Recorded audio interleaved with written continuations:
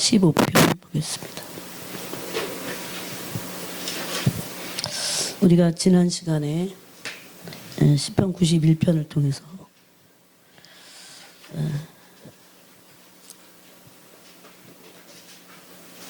지존자의 은밀한 곳과 또 전능자의 그늘에 대한 말씀을 나눴습니다. 이것은 모든 하나님의 사람들이 그곳에 더 머물기를 원했고 또 실제적으로 그 전능자의 그 그늘 아래 또 지존자의 은밀한 곳이 그들의 거처가 됐습니다. 그들은 하나님의 사람들이었고 우리가 이 땅에서 정말 맛보고 가장 사모하고 추구해야 될 삶의 목표이기도 하고 하나님의 모든 사람 모세 이 지존자의 은밀한 곳으로 거처를 삼았던 사람입니다. 요셉 그랬기 때문에 이긴 거예요. 다윗 수많은 연단을 마치 이스라엘의 왕은 정말 그런 하나님의 아름다운 사람이어야 됨을 하나님의 완전한 통치 가운데 있어야 그 이스라엘 진정한 왕이 되는 그러므로 오실 메시아가 만왕의 왕이 되시는 그 예수 그리스도를 표현한 그런 삶을 살다가 갔습니다. 다 그들은 이 땅에 살고 있었지만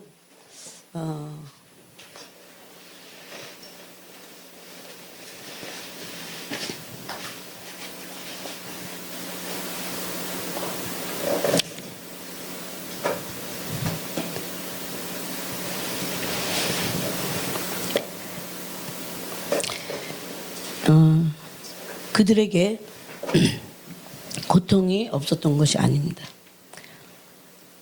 그들은 이 지존자의 은밀한 곳에 그 거처를 두고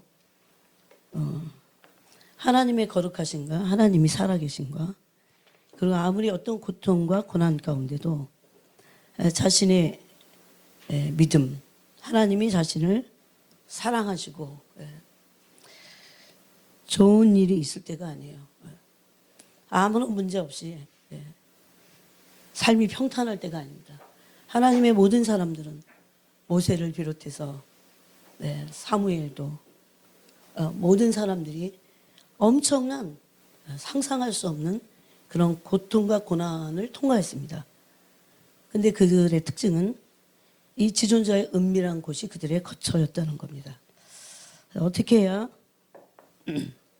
우리가 이 안으로 들어갈 수 있는지를 오늘 좀 더 나누기 원합니다. 여러분 지금은 우리의 믿음의 기반은 우리 뭘 믿고 있습니까? 하나님께서 얼마나 우리를 사랑하시는지 아무리 원수가 우리를 고난 가운데 그걸 하나님도 허락하시고 그래도 엄청난 고난들이 있어도 하나님의 사랑을 믿는 그 믿음을 증거해야 합니다. 증명해 보여드려야 돼요. 하나님께. 그들이 신부입니다. 아무 일도 없는 게 아니에요. 그래서 우리가 그 지존자의 은밀한 곳에 거하는 사람들에 대해서 오늘 좀 더 나누기 원합니다. 오늘 우리가 이제 읽어야 될 이 시편 15편이 바로 그 여호와의 성산에 오르는 사람들이 지존자의 은밀한 곳에 있는 사람입니다. 이 지존자의 은밀한 곳이 자기의 거처인 그 지존자의 은밀한 곳이 있어요. 어떤 그 거룩한 장소가 있다는 겁니다. 이것은 그 여호와의 성산이고 거룩한 곳이고 그래서 시편 91편에서는 그 시인은 그것이 나의 요새다. 그것이 바로 나의 피난처다. 이렇게 말했습니다.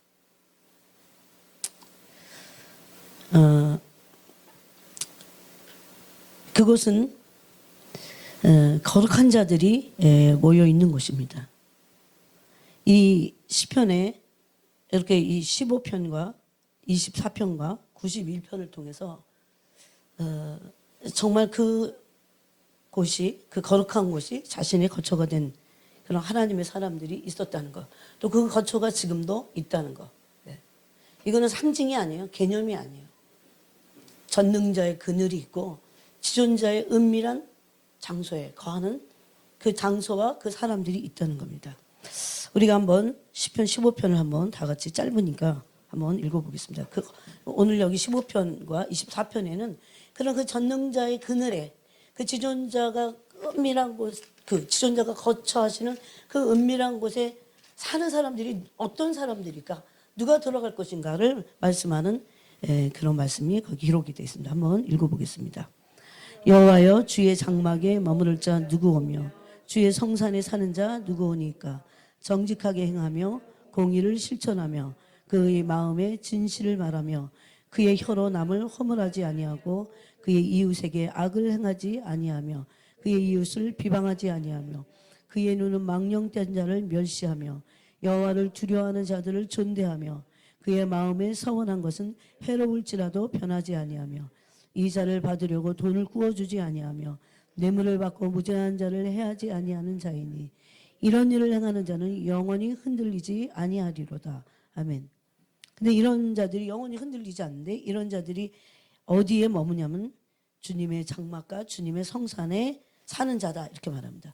그냥 단순히 머물다가 가는 나그네가 아니라 마치 이 땅에 살고 있는데 그들의 영혼은 주님의 성산에 사는 자들입니다.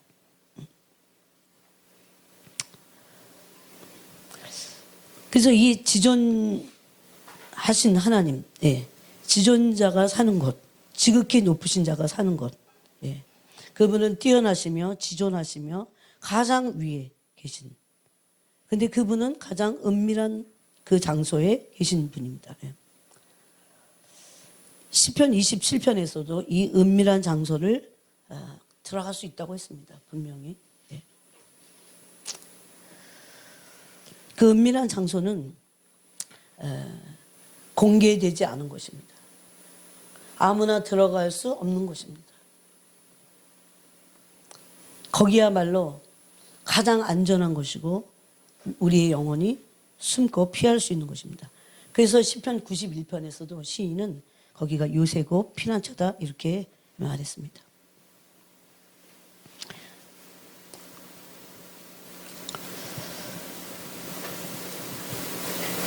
근데 이 지성소로 그러면 이 장소를 지성소라고 말할 수 있는 곳이에요.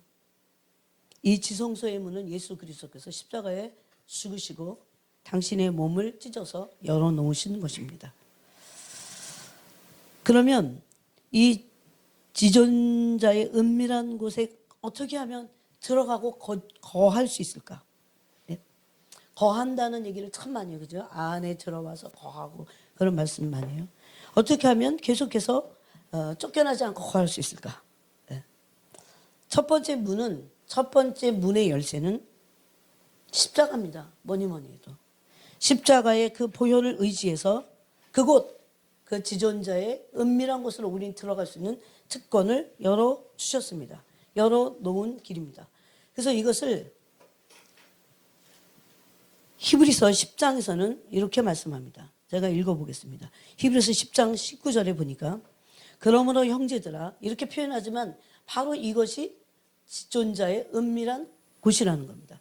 그러므로 형제들아 우리가 예수 그리스도의 피를 힘입어 성소에 들어갈 담력을 얻었나니.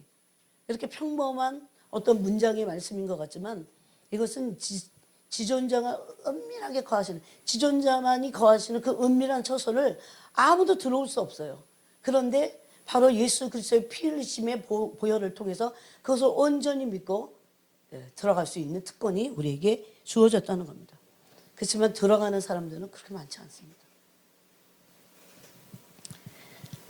근데 그곳은 예수 그리스도의 보혈을 의지해서 거룩함을 힘입고 들어가는 사람들만 갈 수 있습니다. 만약에 그곳에서 계속해서 탐욕을 부린다거나 오늘 이 시편 15편 말씀대로 거기 그 조건이 거기 있어요. 혀로 남을 허물하거나 이웃을 비방하거나 그랬을 때 거기서 쫓겨납니다. 거기 있을 수 없어요. 계속 그런다면 있을 수 없어요. 이것은 빛이 충만한 곳이기 때문에 그렇습니다. 그래서 시편 24편 4절에도 거룩한 자들이 들어간다고 말씀합니다. 이런 똑같은 말씀이 시편 24편에도 그 전에 우리가 옛날에도 이걸 나눴는데 24편에 보니까 2절에 여호와께서 그 터를 바다 위에 세우시며 강들 위에 건설하셨도다. 그래서 3절에 여호와의 산에 오를 자 누구며, 이게 바로 지존자의 은밀한 곳입니다.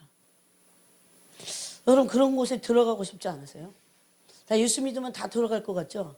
그냥 믿는데 그 내용이 중요해요. 어떻게 믿을 것인가? 의의 길을 가고 거룩한 삶을 살고 불의를 행치 않고, 아무리 믿어도 하나님의 진노가 하늘로부터 나타나는 사람들이 있어요. 불의로 진리를 막는 사람들. 단순히 교회 다닌다고 그 사람들에게 문이 열려 있지 않습니다. 그런데 여호와의 산에 오를 자가 누구냐? 혹시라도 이런 것 같고 왈가왈부할까 봐 거기 아주 못 박아서 말씀해 놓고 있어요. 그의 거룩한 곳에 설 자가 누구인가? 곧 손이 깨끗하며 마음이 청결하며 뜻을 허탄한 데 두지 아니하며 거짓 맹세하지 아니하는 자로다. 단순히 믿음이 아니에요. 이런 삶을 살아내야 된다는 겁니다. 그는 여호와께 복을 받고 구원의 하나님께 의를 얻으리니, 여기서 중요한 단어가 의예요. 의의 길을 감으로 그 의를 얻는 사람들입니다. 그래서 그 십자가의 보혈을 의지하여 그 손이 깨끗하고 마음이 청결하고 진실을 말하는 자들, 곧 그들은 하나님께 의를 얻게 됩니다. 그런 사람들이 십자가를 의지하여 그곳에서 거룩한 삶을 삶으로 계속해서 지존자의 은밀한 처소에 함께 거하게 되는 자들입니다. 저는 이제 이런 게 이게 이념, 어떤 개념이 아니에요. 이게 실제하는 그 영의 세계가 있습니다. 그곳으로 들어가는 사람들이 있어요. 그런데 그걸 생각하면서 이런 생각을 하게 됐어요. 하나님 아버지가 아버지시긴 한데도 얼마나 우리와 틀려요. 우리는 어쩌다가 이렇게 탐욕과 이기심으로 마귀에게서 타락하게 됐어요. 그렇지만 예수 그리스도로 말미암아 구원 얻었지만 이제 그 문을 열고 들어가서 그런 삶을 살아내야 되는데, 그런 존재가 돼야 되는데, 하나님은 너희는 절대 못 들어와. 너희는 절대 안 돼. 너희는 너희 꼴을 보니까 못 들어오겠구나. 이렇게만 단순히 못 박으시지 않고 믿음으로 문을 열지만 거룩함으로 또 계속해서 그 믿음의 문을 열므로 지존자가 거하시는 그 은밀한 곳에 함께 계시기를, 함께 있기를 원하시는 진짜 아버지 아니세요? 아마 이곳보다 더 안전하고 더 평안을 느끼는 곳은 없을 겁니다. 그래서 우리가 이 땅에 사는 동안에 환난 풍파가 많고 마음이 곤고하고 때로는 힘들어요. 그렇지만 예수님께서 부활하시고 나서 제자들에게, 숨어있는 제자들에게 찾아가서 평안을 끼치노라 그랬어요. 내가 주는 것은 세상이 주는 것과 다르다 그랬어요. 만약에 우리가 그 정말 주님의 빛 가운데 계신 그 평강을 한 번만 맛보면 우리는 다 그분을 쫓을 겁니다. 근데 아무에게나 그 맛을 보기에 하시진 않아요. 이런 완전히 구별되고 거룩한 그 곳들이 있다는 겁니다. 즉 그 거룩한 자들은 누굽니까? 시편 24편과 시편 15편에 보니까 탐욕을 꺾은 자들이에요. 특히 15편은 정직과 공의를 실천하는 자들이다 이렇게 말합니다. 마음의 진실을 말하는 자들. 아니 그곳에 있으려면 계속, 또 그곳에 들어가려면 그렇게 해야 돼요. 여러분 지금 교회 다니면서도 얼마나 거짓말하는 사람들이 많습니까? 얼마나 진실하지 않아요? 말을 밥 먹듯이 바꾸면서 얼마나 거짓됩니까? 얼마나 뇌물을 먹습니까? 얼마나 두려워요? 여기 못 들어가는 것만이 아니에요. 그들이 과연 정말 그것을 회개치 않으면 구원 얻을 수 있을까? 근심해야 돼요. 또 더 중요한 게 3절부터는 이웃과의 관계를 굉장히 깊이 말씀하고 있어요. 그의 혀로 남을 허물하지 않는다 그럽니다. 참 이거는 어려운 얘기예요. 정말. 인간은 누구든지 사람과 얽히면서 사람의 얘기를 하게 돼 있어요. 그런데 그 혀로 남을 허물하지 않는 사람들이 과연 어떻게 그럴 수 있을까? 이거는 하나님으로부터 깊은 하나님의 의와 거룩을 배워야 돼요. 저는 잘 안 되지만 이런 것을 알게 됐어요. 내 혀로 남을 허물할 나한테는 권리가 없구나. 뭐 이런 거. 근데도 잘 안 돼요. 또 뭐라고 하십니까? 그의 이웃에게 악을 행하지 않는다. 도대체 정말 어떤 악을 행하지 않는 것인가?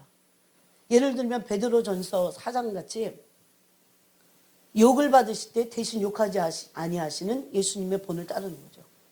그 본을 보여갖고 자치를 따라오게 했다. 심지어 그렇게 말씀합니다. 만약에 내가 욕을 받았는데 나도 맞대어 욕을 하면 그거는 이웃에게 악을 행하는 겁니다.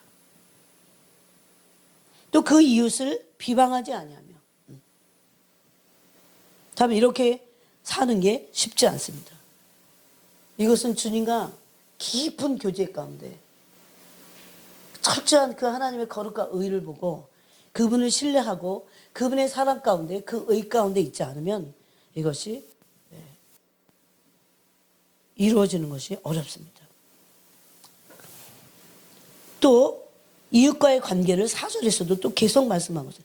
그의 눈은 망령된 자를 멸시한다 그렇게 돼 있어요. 여러분 지금 우리가 이 마지막 세대를 지나가고 있지만 망령된 일들이 너무 많아요. 망령되다고 하는 것은 선을 넘는 겁니다. 그게 성적이든 아니면 어떤 말에 대한 것이든 아니면 돈에 대한 것이든 망령되다 못해 무서운 일들이 벌어지고 있어요. 여러분 이런 것들이 단순히 교훈일까요? 그런 인간적인 교훈의 수준일까요? 전능자의 그늘, 그 지존자의 은밀한 곳에 거룩함으로 들어갔을 때 깜짝 놀라게 알게 되는 그런 일들이에요. 그런 사람들을 따라서 함께 살지 않는 그런 망령된 자를 멸시한다 이렇게 돼 있어요. 멸시한다는 건 그 길을 하찮게 여기는 거죠. 그들이 그런 망령된 짓을 해서 아무리 큰 돈을 벌고 권세를 누려도 그거를 멸시한다는 겁니다. 그것을 마음에 두지 않는다는 겁니다. 그러면서 여호와를 두려워하는 자들을 존대한다 그럽니다. 이거 다 인간관계에서 일어나는 일이에요. 요즘은 하나님을 두려워하는 사람들을 찾기도 힘들지만 하나님을 두려워하는 자들을 존대하는 것은 더욱 찾기 힘듭니다. 여러분 하나님을 진실로 두려워하는 자들을 보면 알 수 있어요. 사람을 알아보는 거죠. 네. 어떨 때 어떤 사람들을 어떤 리더들을 믿었다가 보면 아닌 것에 우리가 엄청 실망하잖아요. 정말 하나님을 온전히 두려워하는 그 두려움에 있어서 두려워한다는 건 하나님을 경외하는 거잖아요.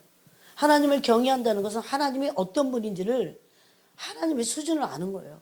하나님의 수준을 안다는 건 지식이 아니건 하나님이 얼마나 위대하시고 경이로우시고 놀라운 분이신지를 그 성품의 영광을 대면해서 아는 거예요. 이건. 그러지 않으면 하나님을 경외할 수 없습니다. 하나님을 두려워할 수 없어요. 그래서 하나님을 두려워하라고 막 정령할 수 없어요. 그가 맛보지 못한 거를 그 맛을 보지 못한 그 존재를 두려워할 수 없어요. 우리가 잘 설명해 줘야 됩니다. 천천히 알아가도록 가이드가 돼줘야 해요. 그래서 영혼을 섬기는 게 쉽지 않아요.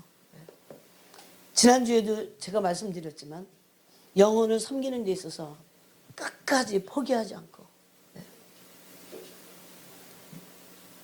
이건 구약적인 의미만이 아니에요. 신약에서도 바울은 헬라인에게는 헬라인같이 됐다 그렇게. 왜 그래요? 그들을 비유를 맞춰갖고 타협해갖고 뭐 죄를 짓고 그런 일이 아니잖아요. 얼마나 한 영혼이라도 주님께 온전히 돌이키고요. 우리가 어떨 때는 밖에 나가서 전도하는 것도 필요하지만요. 주님께 돌아오지 않은 영혼들이 너무 많아요. 한 영혼을 딱 부여잡고 기도하는 것뿐만 아니고 계속해서 그 영혼을 완전히 다른 소리를 해도 또 돌보고 또 돌보고 또 돌보고 이것이 십자가의 사랑과 그 극률한 사랑을 받은 사람이 할 수 있는 거예요. 진짜 받으면 내가 어떤 사랑을 받았는데 끝까지 포기하지 않는 거죠. 이건 양심 얘기예요. 내가 하나님께로부터 예수 그리스도를 통해서 받은 그 십자가 사랑이 너무 커서 내가 늘 배반해도 늘 오래 참으시는 그 사랑을 받은 사람이 나중에 철이 들고 영혼들을 섬기고 사랑할 수 있는 그 이사야 58장에 보면 예수님이 하신 영혼의 수고, 영혼의 수고, 그걸 할 수 있는 거죠.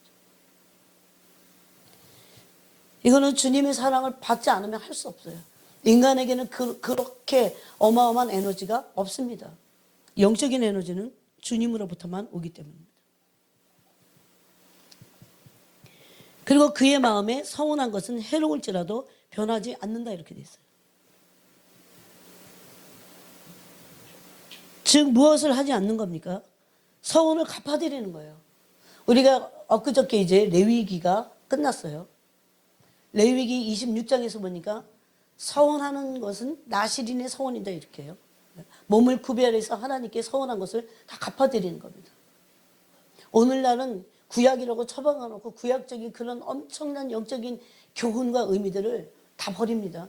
그렇지만 너무나 귀한 것들이 많아요. 우리도 알지 못하는 사이에 알지 못해서 죄를 짓고 하나님께 갚아드리지 않아서 저주 가운데 있는 그런 사람들이 많이 있어요. 서운을 갚아드리는 겁니다. 이웃사랑이 중심이 되기 때문에 혀로 남을 허물하지 않는 겁니다. 비방이나 비난을 하지 않는 겁니다.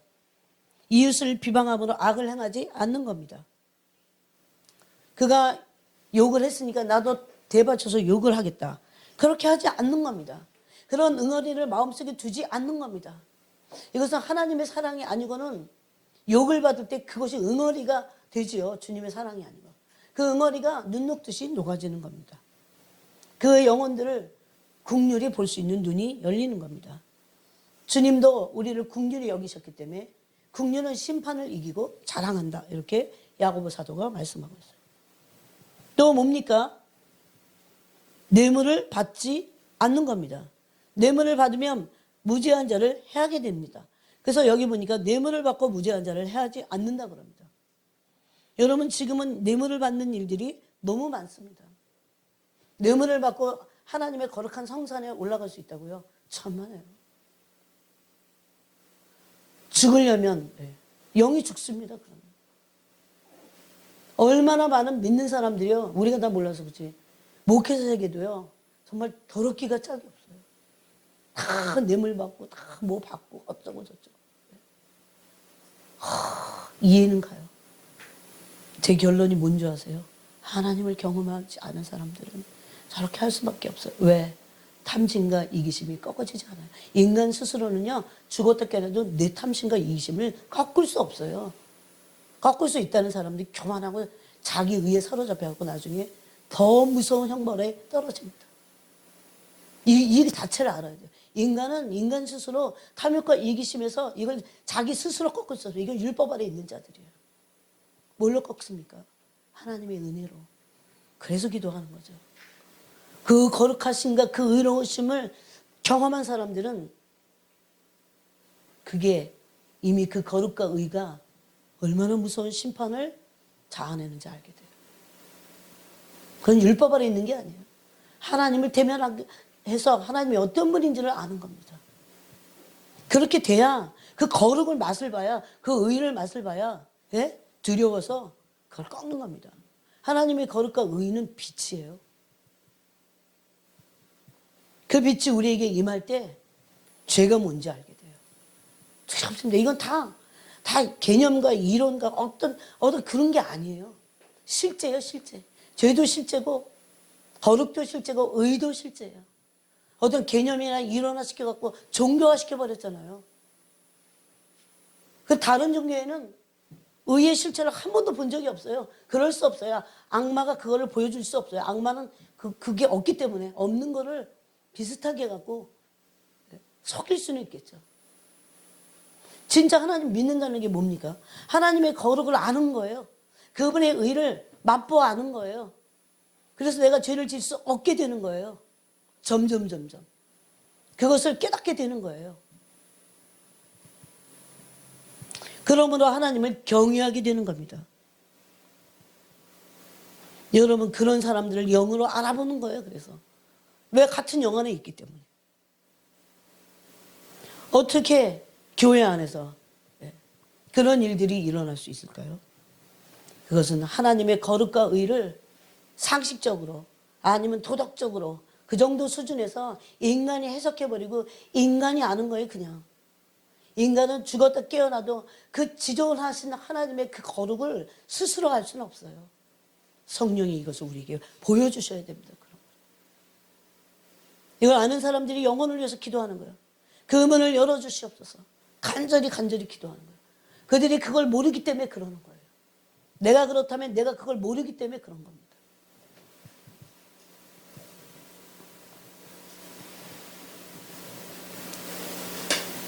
그런 사람들은 하나님을 사랑할 수 없습니다. 종교적인 신념, 자기 신념으로 믿습니다. 하나님의 실체, 하나님 실체의 그 본질, 그 성품은 알지 못해요.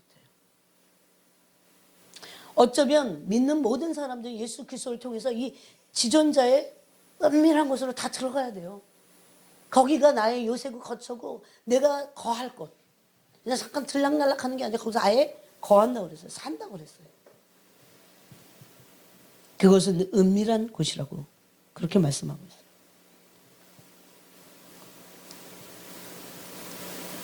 그래서 그것을 우리는 간절히 들어가기를 원해야 됩니다. 또 뇌물을 받고 무죄한 자를 해하지 않는다고 말씀했고, 또 이자를 받고 돈을 구워주지 않는다. 얼마나 구체적이에요, 여러분. 요즘 세상은 정말 악한 사람들이 많아요. 이자를 받고 돈을 구워주고 사채놀이를 했다면 정말 회개해야 돼요. 그런 사람들 많아요, 지금도.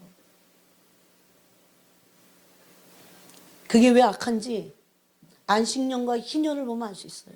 안식년과 희년을. 그런 걸 통해서 돈을 굴려갖고 눈덩어리 같이 돈이 커지면서 그런 식의 부를 축적한 그런 사람들이 많잖아요. 교회 다녀도. 땅 투기 어떨까요? 그래서 레위기 우리가 하지만요, 그건 해서는 안 될 거예요. 땅은 다 하나님의 거고 하나님이 이스라엘에게 그건 본복이에요. 아, 이스라엘 땅만 그러잖아요. 아닙니다. 모든 땅에 대한 거예요, 사실은. 그 레위기의 법을 모르니까요. 모든 땅은 하나님의 건데 하나님이 어떤 사람들에게 주십니다. 특별히 이스라엘 선택해서 그들에게 그 본을 보이셨는데 그 조상들에게 기업으로 주신 땅을 자손 만대로 계속 그 땅을 소유하는 겁니다. 만약에 가난한 사람들이 그 땅을 팔았다면 그것은 49년, 50년째 되는 희년에는 다 원상복귀하는 거예요. 왜? 가난한 자들이 계속 가난해지는, 부자들이 계속 부자가 되는, 자본주의든 사회주의든 문제가 심각합니다. 대놓고 하는 데는 사회주의예요, 어떻게 보면. 여호와를 두려움이 없는 세대입니다. 확실해요, 그것은. 이제 곧 그 심판의 칼을 가시고 심판의 왕으로, 만왕의 왕으로 그분이 오실 겁니다. 얼마나 구체적으로 말합니까? 이자를 받고 돈을 구워주지 말라고 합니다. 아무리 그가 이것이 자기 의로 맞다고 해도 그런 사람들은, 우리는요 교만해갖고 자기 의가 많아요. 그러면서 또 하나님의 법은 잘 몰라요. 규례와 법도와 율례를 잘 몰라요. 왜 하나님은 그 자기 의에 빠져 있는 사람들을 교만하다고 하실까요? 이것은 가장 하나님의 의로우시고 거룩하신 사랑 아래서 공동체가 무너지지 않도록 가난한 자와 고아와 객과 과부를 돌보는, 그러므로 조상들로부터 받은 그 기업의 땅이 계속 보존되기를. 왜? 땅은 하나님 거예요. 그래서 이거는 소유권은 없습니다. 우리에게 이 땅에서 이용권만 있는 거예요. 이용권. 이렇게 하셔야 돼요. 이 땅에 있는 집, 이 땅에 있는 모든 것들은 이용하라고. 하나님의 나라와 뜻을 위해서 쓸 것을 말씀하지 소유의 개념은 없어요. 왜냐하면 모든 게 다 하나님 거기 때문에. 소유의 개념이 있으니까, 탐욕과 이기심이 있으니까, 자기가 소유하게 되지 않으니까 사람들이 두려워하는 겁니다. 예? 남하고 비교하면서 내가 소유한 건 너무 없어. 그게 지식이든 뭐든 학벌이든 아니면 권력이든 우리가 갖고 있는 소유욕을 버려야 돼요. 소유권은 없습니다, 우리에게. 다 하나님 거예요. 어떤 재능이든 그것도 다 하나님의 것입니다. 하나님이 쓸 때는 쓰시고 하나님이 안 쓰실 때는 안 쓰시는 거예요. 그 개념을 다 적용하면 똑같아요. 땅이나 사람이나. 땅도 6년 동안 파종하고 7년째는 쉬게 했어요. 안 쉬니까 문제가 생겨. 결국 하나님이 7년째는 6년째는 3배를 주셔요. 3배. 이런 걸 몰라 교회 다니는 사람. 3배나 주시면서 6년도 먹고 7년째는 파종 안 하니까 먹고 8년째 이제 파종을 하는데 8년째까지 먹는 거예요. 쉬라고 했는데 안 쉬는 사람들. 문제가 있습니다. 하나님의 법은요, 심한 게 없어요. 다 우리를 위해서, 우리 영혼을 위해서. 얼마나 초월적인 과학적인지. 그러므로 이런 사람들이 여호와의 장막에 머물고 성산에 사는 자들입니다. 아예 15편 1절에는 주의 성산에 사는 자라고 했어요. 지존자의 은밀한 거처는 바로 주님의 성산입니다. 지존자의 은밀한 거처는 여호와의 주의 장막입니다. 똑같은 얘기예요. 또 여호와의 성산이라고도 하고 거룩한 곳이기도 하고 전능자의 그늘이라고도 말할 수 있는 곳입니다. 주님의 성산, 주님의 거룩한 곳 다 똑같은 표현을 그렇게 하고 있습니다. 그래서 이 거룩한 자들이 십자가의 보혈을 의지하여 계속해서 그 전능자의 그 거처에서 살게 되는 겁니다. 우리 소망이 이래야 돼요. 이것은 불가능하지 않습니다. 예수 그리스도를 통해서 그 보혈을 의지해서 이제 거룩함의 옷을 입고 그곳에서 계속 거룩한 삶을 삶으로 지존자의 그 은밀한 곳에서 거처를 삼을 수 있다는 겁니다. 그 다음에 두 번째는 누가 그곳에 들어갑니까? 누가 들어갑니까? 시편 27편을 한번 보겠습니다. 시편 27편에서 다윗이 바로 말한 5절이에요. 여호와께서 환난 날에 나를 그의 초막 속에 비밀히 지키시고, 이게 환난 날이니까 초막 속에 비밀이 들어간다 그 얘기만이 아니에요. 원래 이 전능자의 그늘, 지존자의 은밀한 거처를 살고 있었어요, 다윗이. 그런데 환난 날에도 나오지 않아. 그래서 환난 날에 그것이 더 부각이 되는 거죠.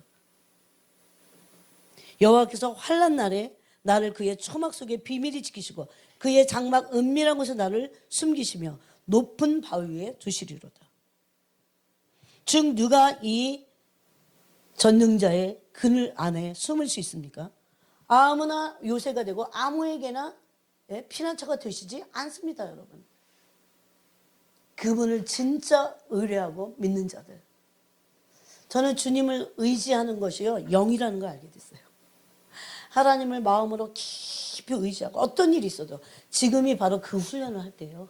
막 거칠어요. 막 두려운 일들이 엄습할 겁니다. 점점 더. 왜? 연단하시려고. 저는 집에 가도요, 정말 여러 군데서 뭐 하여튼 설교를 듣고 너무나 많은 문제들이 너무 많아요. 이 문제를 어떻게 다 해결할 것인가. 제가 무슨 대답을 해줘야 될까? 그런 생각 들어요. 근데 지금이야말로 바로 이런 내 믿음을 증명해낼 수 있는, 어떤 일이 있어도 나는 그분을 사랑하고 그분이 날 사랑한다는 것을 나는 저버리지 않는, 완전히 내 삶을 완전히 맡기고, 오늘 찬양도 엄청난 그런 내용이었잖아요. 완전히 그분께, 그분의 사랑에 나의 모든 것을 맡기고 미래와 운명을 맡기고. 그래서 믿음은 단순히 믿음이 아니에요. 맡기는 게 믿음이에요. 믿음은 단순히 믿음이 아니라 신뢰하는 거예요. 또 충성하는 게 믿음입니다. 그런 거. 그 사랑에 믿는 것을 충성스럽게 하는 거예요. 피스토스라는 그 야고보서 말씀이잖아요. 그 믿음을 믿었다 하는 게 아니라 충성스럽게 하는 거예요. 두려운 일이 오면 안 믿고 괜찮으면 믿고, 그건 믿음이 아니에요, 이미. 그래서 하나님은 진짜 믿음을 우리에게 주시고자, 믿음의 부여자가 되게 하시고자 믿음의 불시험을 하십니다. 그 믿음의 불시험에서 우리가 통과하면서 뭘 믿어요? 어떻게 믿어요? 어떤 믿음의 형태를, 내용을 가질 수 있어요? 그분이 우리를 위해서 사랑하신 아들을, 그 사랑의 진수가 뭡니까? 십자가 사랑이에요. 그 십자가 사랑을 실제적으로 믿는 겁니다. 그 믿음을 갖게 될 때 이제 그 믿음이 진짜냐 아니냐를 또 그 믿음의 연단을 통해서 믿음이 부여하게 하시고 진짜 믿음이 되게 하시기 위해서 우리를 막 흔드십니다. 그럴 때 어떻게 돼요? 더 그분을 의지하는 거죠. 온 마음으로 전심으로 그분을 의지해서 흔들리지 않는 믿음이 되게 하는 겁니다. 이것은 너무나 중요해요. 지금 마지막 때. 예? 그래서 베드로전서 1장에 그것이 있습니다. 불러 연단한 믿음. 예. 마지막 때에 능력으로 우리를 보호하신다. 그렇게 돼 있어요. 이런 말씀들이 가슴에 깊이 새겨지고 예? 이미 말씀하셨잖아요. 그래서 우리가 흔들릴까 봐 이미 말씀하셨잖아요. 근데 성경에 각 성경마다 이런 말씀들이 너무 많아요. 베드로서에도 야고보에도 너무 많아요. 이런 말씀들. 그러므로 우리도 그리스도께서 나를 사랑하신 그 사랑을 온전히 믿고 나도 주님을 사랑하겠다고 하는 그 믿음을 증명해서 보여드려야 됩니다. 사단이 더 이상 장난치지 못할 거예요. 하나님은 그냥 그래 네가 돌파해라 너 스스로 그렇게 말씀하지 않습니다. 능력으로 보호하십니다. 그런 사람들. 근데 지금은 어느 때를 지나가고 있는지조차도 몰라요. 사람들이. 그때 두려움과 염려와 근심과 모든 것들이 막 엄습해서 올 겁니다. 그럴 때 계속 싸우는 거예요. 내 안에는 그 염려와 두려움과 예? 그 주님의 사랑을 붙잡고 싸워서 예? 염려가 내 안에서 완전히 사라질 때까지 두려움에서 완전히 해방될 때까지 자유라고 하는 것은 그런 거예요. 죄를 지을 수 있는 것이 자유가 아니에요. 그러므로 예수 그리스도를 사랑하는 사람들이 지존자의 은밀한 곳으로 들어갑니다. 왜 그것을 알 수 있냐면요. 4절에 보니까 다윗이 이렇게 고백합니다. 내가 여호와께 바라는 한 가지 일. 여러분 우리는 한 가지만을 원해야 돼요. 예수 그리스도. 예? 한 가지 일. 그것을 구하리니. 곧 내가 내 평생에 여호와의 집에 살면서 여호와의 아름다움을 바라보며 그의 성전에서 사모하는 그것이라. 여러분 예수님을 온전히 오로지 예수님 한 분만을 사랑한다는 거 뭡니까? 그분의 아름다우심을 사모하는 거예요. 왜 우리가 주님을 사모해요? 그분의 성품을 사모하는 거죠. 너무 아름다우셔서. 네? 그분의 성품이 너무 의롭고 거룩하고 근데 그 거룩과 의가 아름다워요. 너무나 조화를 이루고 있다는 겁니다. 이거는 경험해보지 않으면 알 수 없는 겁니다. 맛보아 알아야 되는 겁니다. 그 다음에 세 번째는 어떻게 해서 지존자의 은밀한 곳으로 들어가고 또 그곳에 우리의 거처가 될 수 있습니까?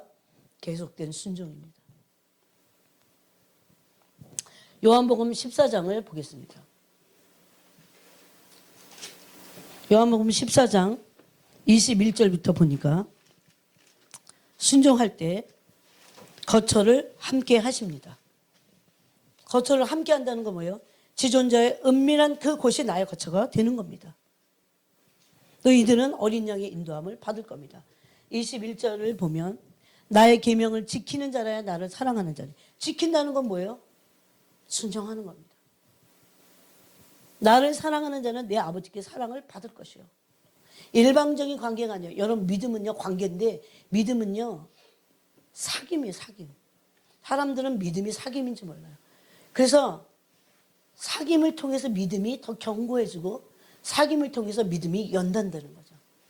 그러므로 주님과 사귀지 않는 사람들은 일방적으로 믿습니다 해서 믿음이 생기는 것이 아니라는 겁니다.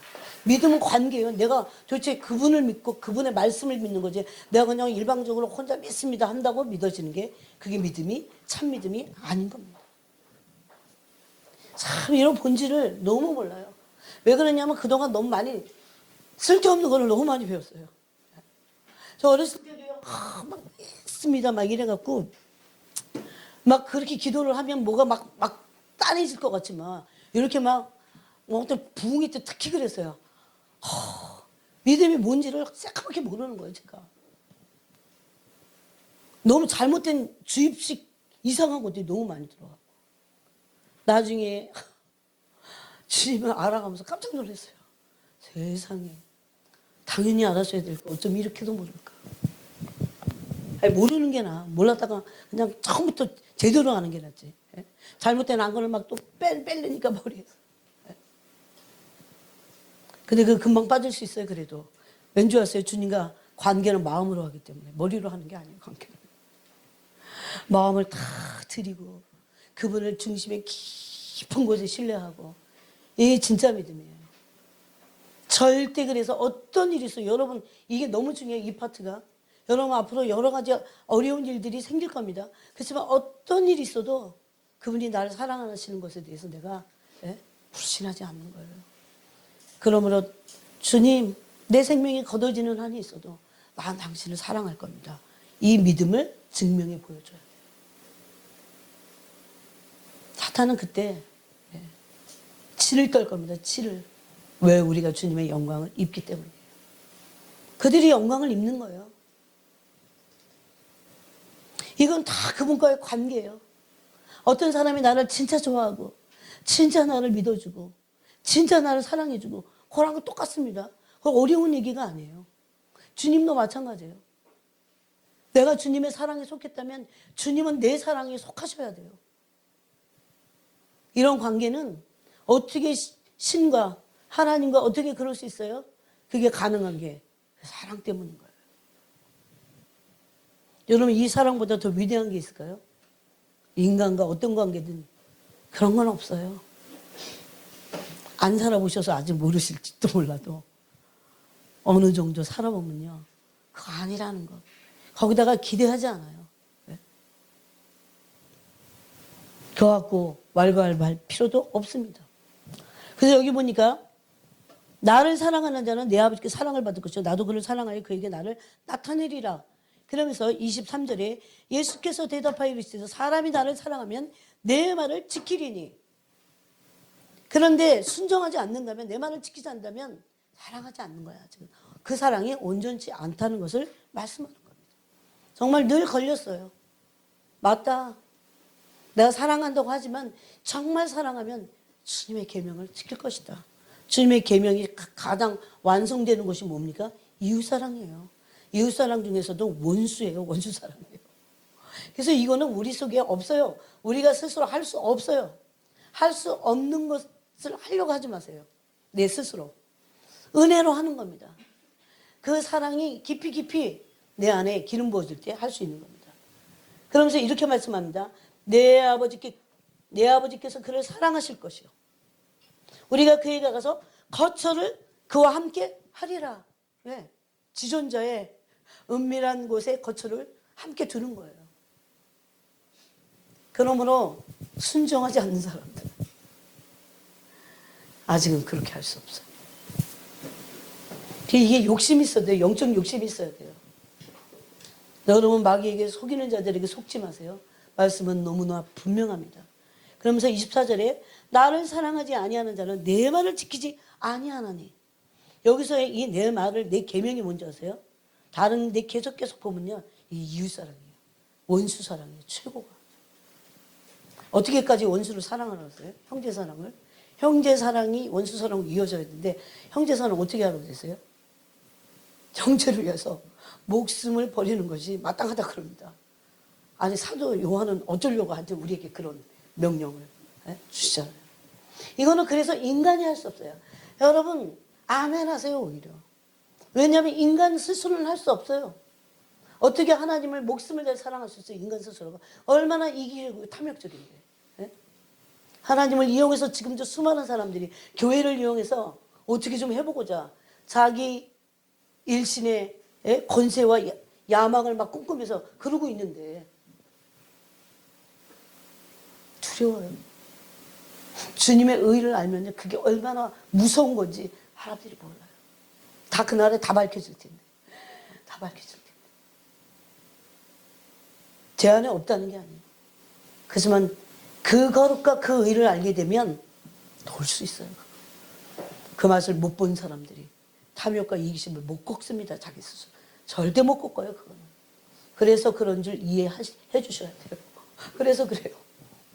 그래서 비난할 게 아니라 기도해 줘야 돼요.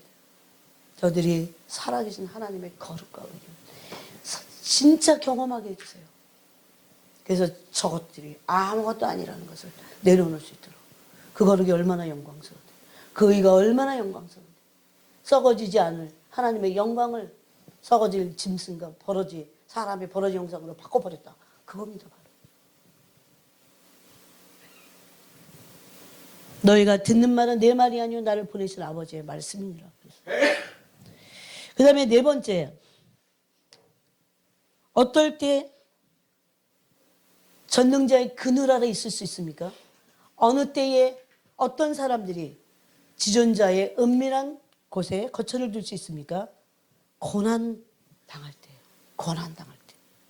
자, 베드로전서 4장을 보겠습니다.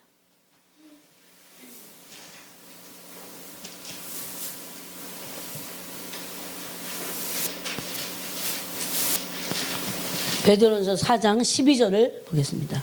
12, 13, 14절을 한번 같이 이것은 한번 다 찾으시기 바랍니다. 베드로전서 4장 12절부터 읽겠습니다. 시작. 사랑하는 자들아, 너희를 연단하려고 오는 불시험을 이상한 일 당하는 것 같이 이상히 여기지 말고 오히려 너희가 그리스도의 고난에 참여하는 것으로 즐거워하라. 이는 그의 영광을 나타내실 때에 너희로 즐거워하고 기뻐하게 하려 함이라. 너희가 그리스도의 이름으로 치욕을 당하면 복 있는 자로다. 영광의 영 곧 하나님의 영이 너희 위에 계심이라. 이들이에요. 바로 예수 그리스도로 인해서 그분 때문에 만약에 고난을 받는다면 또 그 고난이 어떨 때는 우리를 연단하기도 합니다. 그런데 보통은 이상한 일 당하는 것 같이 막 헤매요. 여기서 이 이유를 모르기 때문에. 그래서 사단에게 엄청 많이 내줍니다. 저를 포함해서 그래요. 근데 베드로 사도는 이렇게 말합니다.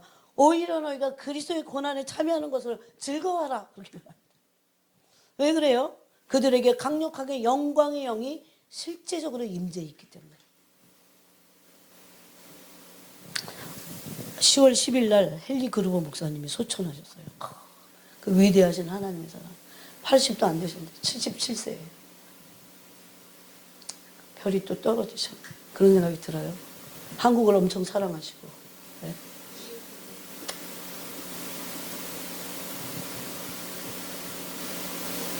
그런 분들, 하나님의 지존자의 그늘 아래 있었던 사람들, 지존자의 은밀한 거처에 있었던 분들.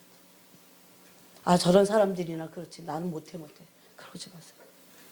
이걸 미워하십니다. 하나님. 그건 불신이에요. 할 수 있어. 나 천국을 침노할 거야. 이런 거룩한 막 열정과 욕심이 막 있어야 돼요. 네. 저는 그런 생각해요. 너무 이 땅에서도 막 저야 뭐 별 볼 일 없이 살잖아요. 근데 천국 가서 나 그렇게 살고 싶진 않아. 이런 생각이 욕심이 막 들어요. 그건. 근데 그 욕심이 그냥 단순한 욕심이 아니라 그 거룩한 욕심이죠. 그죠? 네. 정말 그 영광의 주님을 가장 가까이서 배우고 싶어. 제가 이거 천국은 그래도 알기 때문에 그나마 이렇게 말할 수 있는 거예요. 가장 주님의 얼굴을 아무나 곁에 가서 그 영광의 주님을 보좌 앞에서 볼 수 없어요. 여러분. 진짜 사랑했던 사람들. 이 생에서. 여러분 주님 진짜 사랑하려면요. 세상 사랑하면 안 돼요. 안 되게 돼 있어요. 그게. 그래서 세상을 다 버리고 주님 사랑할 수 있어요. 그래서 그들이 주님의 보좌 가장 가운데 있는 거예요. 이웃을 사랑하기 위해서 진짜 자기를 깨트리는 자들. 자기가 안 깨지는데 어떻게 이웃 사랑합니까? 원수 사랑 더 할 수 없죠. 적당히 이렇게 적당히 이렇게 할 수 있어요? 그렇지만 사랑은 희생이에요. 다 주님께로부터 제가 배운 거예요. 희생할 수는 없습니다. 사랑하는 척 할 수 있어요. 적당히. 그렇지만 그 사랑은요, 희생의 대가지불이에요, 대가지불. 그 대가지불 하려면 내 영혼이 수고를 해야 되고, 내가 잠도 설치고 기도해야 되고, 그 영혼들을 위해서 울부짖고. 아까도 저 뒤에 있는데, 어떤 애가 막 생각이 났어요. 왜 찬양하는데 걔가 그렇게 생각이 나요? 주님, 제 생명을 걸고 기도할 겁니다. 끝까지. 그 영혼을 돌이키세요. 아버지가 창조하신 인생이니까, 영혼이니까 하나님 아실 겁니다. 그의 마음과 그가 어디서 헤매는지 하나님 알지 못하기 때문에 어두운 가운데 외형한 가운데 있는지 아실 겁니다. 제가 그 대가를 지불하겠습니다. 주님. 너무나 많은 일을 막 하고 싶잖아요, 사람들. 다 속는 겁니다, 그거. 한 영혼. 한 영혼. 한 영혼이 돌아오는 게 쉽지 않아요. 온전히 주님 아는 건 쉽지 않아요. 내 남편, 내 아내도 잘 못 돌이켜요. 책임을 져야 돼요. 그래서 내가 그들의 영혼을 내 책임지겠다. 내가 죽어도 좋다.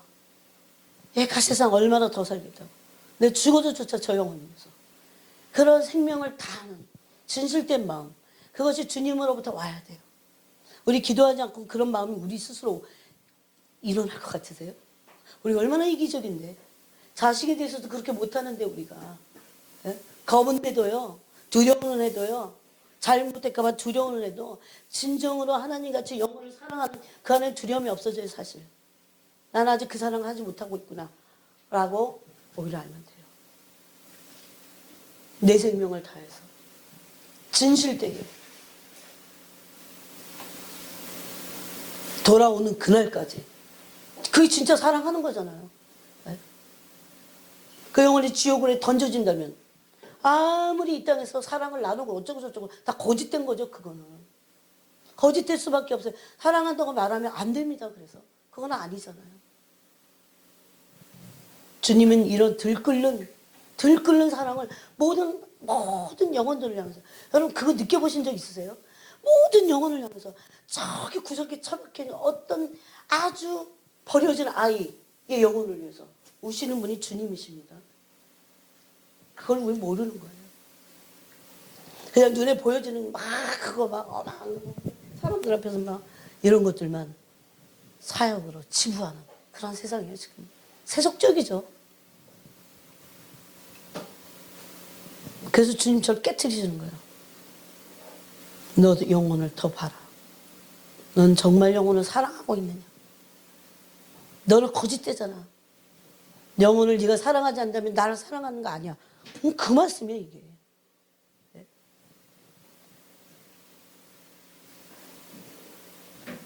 그래서 예수 그리스도를 위해서 고난을 당할 때 영광의 영이 그들 가운데 있습니다. 제가 한 날 북한을 위해서, 북한을 지하교회에서 기도하는데 주님 그러셨어요. 그들 안에 영광의 영이 있다. 어떻게 여러분, 예? 진짜 그 핍박을 받는데 어떻게 그들이 주님을 부인하지 않을 수 있어요? 그 영 때문이에요. 그 영광의 영 안에 머물고, 하나님의 진짜 임재 가운데 머물고 있기 때문이에요.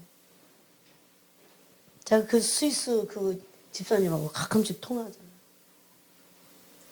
너무 놀라워요. 그분의 그 간증이. 네. 그 주님의 빛이 자기에게 임했을 때 아무것도 문제가 되지 않아요. 그 거룩한 빛이 왔을 때 진실로 회개가 터지는 그것을 맛보기 원해. 그게 부흥이에요. 그게 개인에게 오든 공동체에게 오든 전 세계에 하나님을 아는 지식이 충만해서 땅이 바다에 물이 바다를 덮은 것과 같은 하나님의 영광을 보게 될 겁니다. 그것을 기다려야 돼요. 그동안 우리는 뭐 해야 됩니까? 진짜 우리가 진짜가 되는 겁니다. 영혼을 진짜 하나님 아버지 같이 사랑할 수 있도록 그렇게 되는 겁니다. 고난을 당할 때 예수 그리스도를 위해서 당하는 고난이잖아요. 그렇게 됐을 때 이는 그의 영광을 나타내실 때 너희를 즐거워하고 기뻐하게 하려 함이라. 이 기쁨을 우리는 아직은 모릅니다. 다. 너희가 그리스도의 이름으로 치욕을 당하면 복 있는 자로다. 우리는 치욕을 짊어지고 영문 밖으로 나가야 돼요. 히브리서 있잖아요. 다 영광만, 인간의 영광만 맛보려고. 누가 십자가를 지고 영문 밖으로 그 치욕을 짊어지고 그리스도의 그 죽으신 골고다로 갈 것인가? 그 싸움이에요. 이거는 자기를 부인하고 자기를 쳐서 복종시키지 않으면 할 수 없기 때문에 힘든 거예요. 그렇지만 사람의 힘으로는 불가능해도 하나님은 하십니다. 로마서에 보니까 하나님은, 로마서 8장 2절 보니까 하나님은 하시나니 그랬어요. 그들에게 영광의 영, 그것도 하나님의 영이 그 위에 머물고 계신다는 겁니다. 그들이 바로 지존자의 은밀한 곳에 거하는 자들입니다. 아무나가 아니에요. 그 영광은 얻기를 원하지만 하나도 내놓지 않고 적당히 함으로 그 거룩한 곳으로, 그 지존자의 은밀한 곳으로는 들어갈 수 없어요, 여러분. 바라지도 말아야 돼요. 공개되지 않은 은밀한 장소. 정말 사랑을 나눌 수 있는 그 장소. 그 거룩한 곳. 모든 평강과 모든 기쁨과 희락이 충만한 곳. 그들에게 하나님이 보상으로 주실 겁니다. 그곳에 들어갔을 때. 그래서 이 땅에서 일어나는 그 환난 가운데 통과할 수 있는 거예요, 여러분. 그냥 인간이 어떤 사람이 그냥 믿음이 좋아서 통과한다. 그런 얘기 아니에요. 그 다음에 다섯 번째는 그곳을 진실로 사모하는 자들입니다.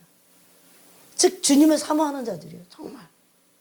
그래서 시편 27편에 보니까 평생에 한 가지를 구하겠다 그럽니다. 다윗이 내 평생에 한 가지를 구하겠다. 도대체 오늘날 교회들은 왜 신부들에게 이걸 안 가르칠까요?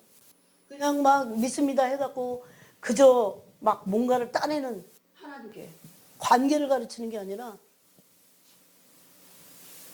다 성전에서 매매를 시키는 주님의 상을 뒤엎으셔야 되는 주님과 이런 기복신앙으로 딜을 하고 있는 그게 다 없어져요. 그분은 그런 분야에 너무 거룩하신 분이에요. 그럴 수 없는 분이에요. 우리가 그렇게 그분을 상대해서는 안 되는 분이에요. 너무 거룩하신 분이세요. 여러분 지금은 이제는 하나님을 사랑하는 시간들이어야 됩니다. 예수 그리스도를 사랑할 수 있는 기회가 지금 있습니다. 하나님을 사랑할 수 있는 기회가 있다는 겁니다. 그렇지만 없어지고 있어요. 사라지고 있어요. 영혼들을 위해서 더 중보할 수 있는 기회예요. 사실은. 영혼을 사랑하고 그 영혼들을 위한 수고를 해야 됩니다. 예수님도 이 부분에서 요한복음에서 미랄처럼 우리가 썩어져야 많은 열매를 맺겠다고 하십니다. 이게 영적인 법칙이에요. 만약에 미랄처럼 썩어져서 어떤 것도 그 하나의 미랄이 썩지 않는다면 우리의 가치관을 바꿔야 돼요. 세상에서 어떻게 하면 좀 그냥 편안히 어떻게 좀 누려보겠다 이런 가치관을 바꿔야 돼요. 베드로전서 4장 1절에도 그랬잖아요. 이제 이방인의 뜻을 따라 살아가는 것은 족하다 그럽니다. 족하다. 제발 너희의 육체의 남은 때를 이방인의 뜻을 따라 제발 그만 좀 살아. 그렇게 말씀하잖아요. 오늘 제가 다 보냈어 막. 받기를 아니 하다 보니까 40여 명이 됐어. 자, 하여튼 막 갈급하니까 기도하다가 또 생각나면 또 보내는 거. 그래서 4장 1절에 뭐라고 그래요? 예수 그리스도께서도 고난을 받으시면 육체의 고난을 받으셨다 그랬다. 육체의 고난을 받으심으로 그렇게 하셨으니까 너희도 어떻게 해요? 같은 마음으로 갑옷을 삼으라. 마음에 고난을 받겠다는 갑옷을 입으라는 겁니다. 이것은 그 전에 제가 정말 이 고난에 대한 말씀이 탁 섰는데요. 막 나오는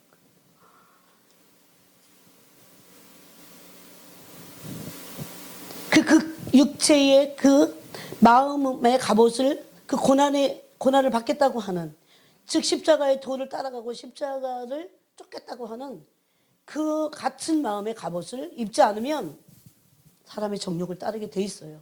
그래서 2절에 그 후로는 다시는 사람의 정욕을 따르지 않고 하나님의 뜻을 따라. 이게 뭔지 몰라요 오늘날 사람.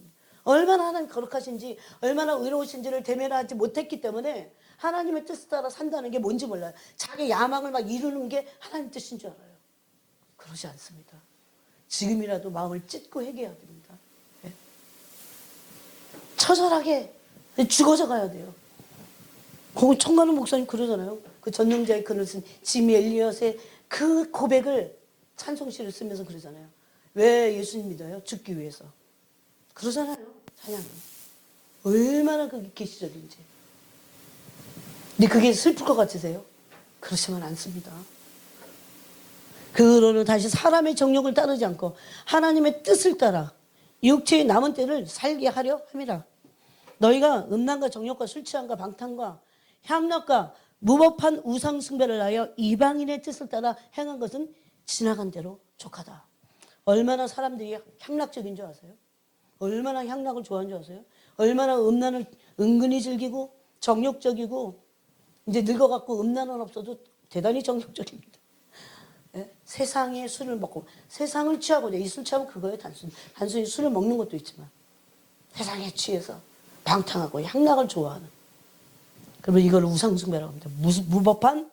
무법한 우상숭배를 해서 이방인의 뜻을 따라 행한 것이 지나갈 대로 족하다 그만해라 그 소리잖아요. 그렇게 들리십니까? 그런데 이제 내가 그걸 그만두려면 이런 고난이 올 겁니다. 이러므로 너희가 그들과 함께 그런 세속적이던 사람들과 함께 그런 극한 방탕에 다름질하지 아니하는 것을 그들이 이상하게 여겨 비방한다고 합니다. 비방을 받으면 어때요? 뭐. 지금 교회 안에서도 비방할 겁니다. 이건 교회 밖에 있는 사람들을 향한 말씀이 이미 걔네들은 방탕해. 근데 뭐 때문에 이런 얘기를 해요? 교회 안에서도. 향락과 방탕과 이런 무법한 우상 숭배들이 있기 때문에. 불법이죠. 하나님 앞에는 이게. 그들이 산자와 죽은 자를 심판하고 예비하신 이에게 언젠가는 사실대로 직고하리라. 내 입으로 이제 말하는 거야. 내가 어떤 짓을 했는지. 너무 두려워요. 그러면서 만물이 마지막에 가까웠으니 그러므로 너희는 정신을 차리고 근신하여 기도하라 그랬어요. 그러고 막 그래서 어떤 분이 정신을 차리고 기도하겠습니다. 이러고 왔어요. 속이 다 후련해. 제발 그렇게 하시기를. 정신을 차리고 기도해야 돼요. 정신 안 차리니까 기도 안 하는 거죠. 여러분 얼마나 말씀이 이걸 무슨 해석을 더 하겠어요?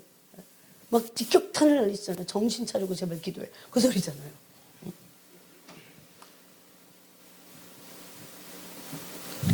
그래서 지금은 주님을 사랑할 수 있는 기회가 있을 때입니다. 더욱 하나님을 사랑하고 더욱 영혼들을 사랑하고 그래서 내가 미랄처럼 썩어질 때 그 영광은요. 어차피 여기는 별 볼 일 없는 거예요. 그 영광은 하나님의 나라에서 어마어마한 상상할 수 없어요. 이거는 이 땅에 없어요. 이 땅에도 어떤 것들은 영광스러운데 그거는 썩어질 거라고 그랬어요. 그래서 썩지 아니할 하나님의 영광 그 영광을 한 번만 보여달라고 그랬어요. 한 번만. 은사 아니에요. 그러면 그 맛을 조금 보고 그래도 감을 잡을 수 있어요. 감. 물론 한 번 갖고는 안 됩니다.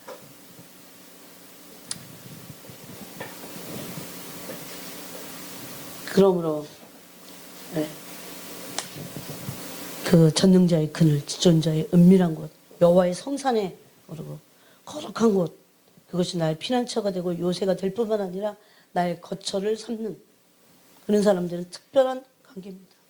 나는 하나님과 특별한 관계인가? 그냥 일반적인 거 말고 특별한 관계인가? 그들을 하나님이 어떻게 해요? 깃으로 덮으십니다. 그 깃으로 덮는다는 것은 하나님의 날개 아래 거한다는 겁니다. 제가 옛날에 소개했던 이름 몰라갖고 물어봤어요. 이런 사람들.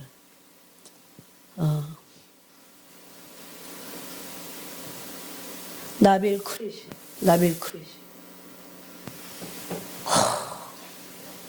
진짜 개종하고 나서 그리스도인이 돼서 주님의 그 영광을 맛봤어요. 그러고 나서 암에 걸립니다. 우리는 몰라요. 하나님의 그 오묘막직한 경륜과 섭리를 다 몰라요. 근데 조금도 안 두려워요. 진짜. 네? 조금도 안 두려워요. 그 주님 톡 사랑해요. 그리고 그 아랍인들에게 계속 주님을 전해요. 그는 진짜 이긴 자들이에요. 진짜 그 요한계시록에 이긴 자들이에요. 아무도 없이 그냥 롱라이프로 사는 게 이긴 자들이 아니에요. 네? 두려워할 게 하나도 없는 거예요. 근데 그 빛이 오면요. 저는 알게 됐어요. 로마서 8장에 아들을 아끼지 않아 내어주시니가 어찌 그 아들과 함께 너에게 모든 것을 은사로 주시지 않겠냐 그러면서 지금도 현재도 장래에도 천사도 어떤 다른 피조물이라도 우리를 그리스도의 사랑해서 그 하나님의 사랑해서 끊을 수 없다고 그러잖아요. 그래서 우리는 이길 수 있는 거예요. 이 빛이 안 와서 그러는 거예요. 그냥 내가 생으로 막 이기려고 막 결심하고 그런 거 아닌 거예요. 그런 얘기가 아닌 거예요. 완전히 하나님의 그 영역으로 진짜 그분의 성품의 영광의 영역에 있는 사람들입니다. 그들을 하나님의 날개 아래 피하게 하시고 특별한 관계에 있는 자들을 깃으로 덮으신 것입니다. 특별한 관계에 있는 사람들은 특별 보호를 받습니다. 그래서 은밀한 관계에 있고 친밀한 사랑의 관계예요. 사랑을 나누세요. 주님과. 사랑을 나누세요. 너무 분주한 거 다 뒤로하고 네? 교회 가면 오신 분들은 그냥 집에서 방 하나 딱 정해놓으시고 들어가서 주님과 오로지 그 사랑을 나누는. 그래야 내가 만들어지는 게 있다니까요. 그건 그냥 사랑을 나누는 것만으로 끝나는 얘기가 아니에요. 내가 만들어져요, 거기서. 또 그들을 향해서 시편 91편에는 뭐라고 합니까? 천사들을 명령해서 지키시는 대상들이에요, 그들이. 네. 누굽니까? 하나님을 경외하는 자들. 네. 하나님을 경외하는 자들은 경외하는 영이 있어요, 그들에게. 어디 있습니까? 속에 있어요, 이 속에. 그들은 91편 13절과 같이 독사와 사자를 밟을 것입니다. 독사와 사자를 밟는 자들이에요. 사단의 세력을 밟는 자들이에요. 실제적으로. 그것이 바로 전능자의 그늘에 있고 지존자의 은밀한 곳에 거하는 자들입니다. 그래서 오늘 이 말씀을 이제 두 번째로 나눈 겁니다. 주일날 나누고 오늘 나누는 겁니다. 여러분 지나간 설교도 좀 들으시고 또 오늘 제가 또 약간 복습도 했어요. 그러니까 모세 같은 사람들이에요. 이게 우린 새 언약의 일꾼들이기 때문에 모세의 직분보다 더한 사람들이라고 고린도서는 말합니다. 저는 그것을 믿어요. 제가 주님의 영광을 맛보고 나니까 그게 가능하다는 걸 알게 돼요. 이건 내 힘으로 하는 게 아니기 때문에. 그래서 더 그 영광 안에 머물기를, 더 그 영광 안으로 들어가기를, 더 깊어지기를 원하는 거 그렇죠. 그게 깊어지고 충만해질 때 마치 펑 터지듯이 뭔가가 터질 겁니다. 그런 일들이 일어나도록 우리가 같이 기도하기 바랍니다. 하나님 아버지 감사합니다. 정말 그